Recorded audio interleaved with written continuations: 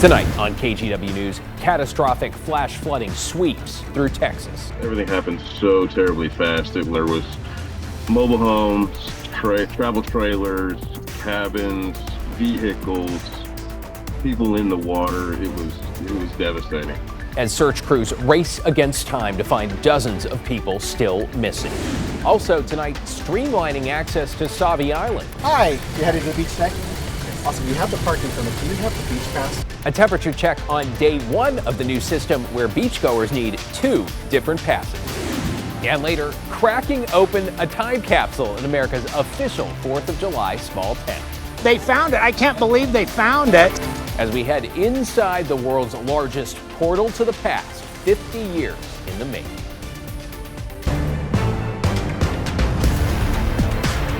Good evening. Happy 4th of July, everyone. We want to show you live at the Rose City where the fireworks have wrapped up, 63 degrees, and folks are headed home on a day where the sun struggled really to break through, though that is about to change and in a big way. Let's go right to Celine Stevens in for Matt with details on the weekend warm-up. Happy 4th, Celine. Happy 4th, David. Yeah, definitely. Things are going to be changing come tomorrow. We're finally going to see the sun return, and it's going to start warming up. But right now, like you said, mild temperatures at the moment, sitting at 62, winds only going at 5 miles per hour.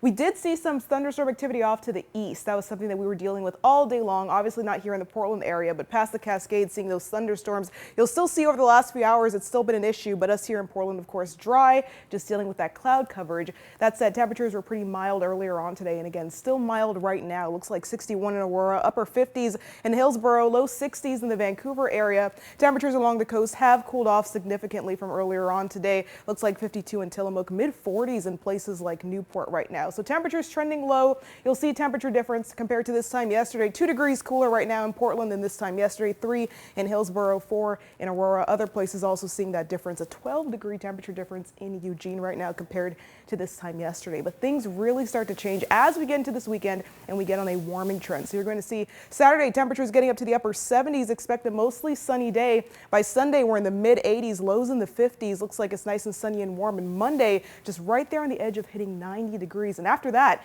we should get to hit 90 around Tuesday. It's really going to be nice, David. We'll talk more about it a little bit later. Yeah, here comes the sunshine. Thanks, Celine. Developing tonight in the Texas Hill Country, at least 24 people, including children, have now been confirmed dead after catastrophic flash flooding. This is authorities' search for another 24 campers still missing from an all-girls summer camp as families now face an agonizing wait. Ryan Chandler has the latest. In central Texas tonight, a catastrophic flood emergency. It's going to be a mass casualty event. Authorities saying 14 helicopters are in the air. One rescuer dangling from a chopper, appearing to help someone up in a tree as flooding rages below. Cars lifting off the ground, swept away by the powerful waters. These steps leading to a house that's no longer there. This is our house right here. Another pushed down the road. The water started to rise very rapidly. Rapidly. Along the river, a series of summer camps. The La Junta camp for boys posting that everyone is safe, but some girls at Camp Mystic trapped. Now there are 20-some that aren't accounted for. We're praying for all of those missing to be found alive. You can feel the anxiety here as parents are waiting to hear word about their child. We're told that these children are being transported by helicopter, the only way out of the camp, as parents wait to hear they've returned safely. The county judge pressed on why the camps weren't evacuated. We knew there was going to be a problem. Why weren't these camps evacuated? I can't answer that. I don't know. These camps were in harm's way. We knew this flood was coming. We didn't know this flood was coming.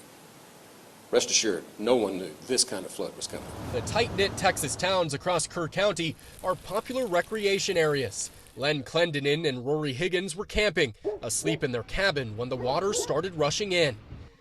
Everything happened so terribly fast. There was mobile homes, travel trailers, cabins, vehicles, people in the water. It was devastating. They took this video showing a building from the campground washing away. Their beloved border collie Ripper is still missing. Flood threats were in place overnight. Because drenching rain flooded the riverhead, massive amounts of water got pushed downstream. At one point today, National Weather Service data showing the water rising nearly 30 feet in 1 hour. This region near the Guadalupe River is no stranger to floods, and in 1987, rapidly rising water killed 10 people. Buses stalled out and the water was it was real deep, so we were going to try to get out and get to the road. It wasn't too far back, and it started washing people away. Today's storm means one area park that normally looks like this is instead underwater. It was set to host 4th of July fireworks tonight. What was supposed to be a holiday celebration is now a nightmare. This came at night when people were asleep in bed. Please pray for our community. It's going to be another tough night there. Ryan Chandler reporting. Let's get you caught up on tonight's other headlines now, starting in Clark County, where a man has been found dead in Lake River just north of the Ridgefield Marina. A 911 caller reported seeing a person floating face down this afternoon. The sheriff's office says an apparently abandoned sailboat was anchored nearby and is likely connected to the man. It's not clear how the man died, but deputies say there are no signs of foul play. A Multnomah County grand jury has now indicted a man for allegedly killing another man last month on Hayden Island. 68-year-old Timothy Lee Hudson faces charges that include second-degree murder and attempted murder. According to court documents, Hudson told investigators how a drunken brawl at a camp escalated, leading to the death of Richard Lee Bowers. Hudson is also accused of attacking Bowers' girlfriend, and her dog arraignment is scheduled for Tuesday. And Portland police say a drunk driver hit 4 women early this morning in Old Town. Police say they were in the process of breaking up a fight near Northwest 4th and Cooch, and people were starting to leave when a driver ran a stop sign. Officers arrested 32-year-old Tyler Miller for DUII. So 4th of July is always a busy time for us for a variety of reasons. It's one of, frankly, the most deadly weekends that we typically see for car crashes and impaired driving. A lot of people are celebrating with alcohol and drugs, and so all the time our officers are on the lookout for people who are driving impaired. We want to keep people alive, and we know that impaired driving is a huge factor in many of the crashes that we see. Authorities say the 4 people who were hit are all expected to survive. Okay, it is official. President Trump signed his sweeping tax cut and spending bill into law at a White House 4th of July ceremony. That bill extends his expiring 2017 tax cuts, but could cause millions of people to lose their health care coverage and food aid over the next decade. It's also projected to add more than $3 trillion to the deficit. Republican supporters say the bill cuts wasteful spending, fraud, and makes the government more efficient, while Democrat critics call it a tax cut for the wealthy that comes at the expense of vulnerable people.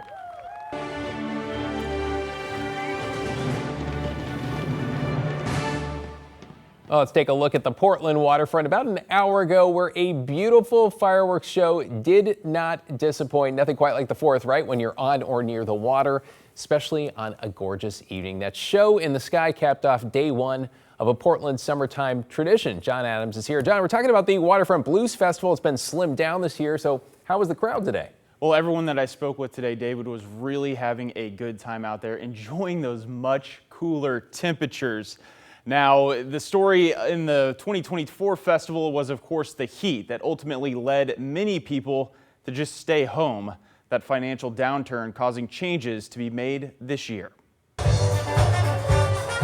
Since 1988, the Waterfront Blues Festival has rocked out in downtown Portland. I think from the energy and the quality of the music, the bands that come here from the East Coast, they come up from the South, like I said, and I think we should be very proud of it. You know, it's very important. But near triple-digit temperatures last year, a prelude to the hottest July in state history, forced organizers to downsize for this holiday weekend. After 2024, we had a really hot year, and that was hard on the business, so we were looking at ways to find a way to make sure the festival continued, but kind of scaled it appropriately. This year's event will run just 2 days with only 2 stages of live music. But that didn't impact people's enjoyment on Friday. It's beautiful. I'm loving the atmosphere. It's a lot better than last year. Last year was super hot, like 105 something.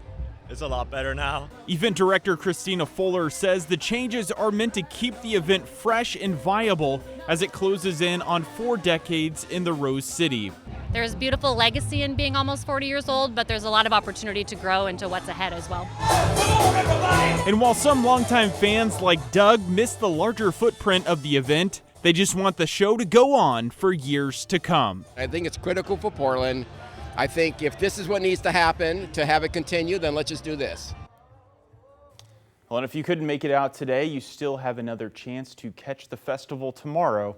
It all kicks off at noon. David? It's going to be a good weekend. Thanks, Sean. Meanwhile, it was all about getting hoppy, not happy, hoppy at the Portland Craft Beer Festival. I suppose you could be both, right? The festival at Elizabeth Carruthers Park at the South Waterfront featured a wide selection of local beers, ciders, and wine-based cocktails, all locally crafted. And the first day of the festival wasn't just for adults, but family-friendly for the 4th of July. Thing is, we're not dealing with 108 degrees. We are in perfect beer temperature, so they can go ahead and just watch the parents sit and drink. They can play in the splash pad, play in the yard games, and there's free root beer for them. So they get a little craft as well. The festival runs all weekend. Tickets are available at the door for $50 cash and are good noon to 9 Saturday and 12 to 5 on Sunday.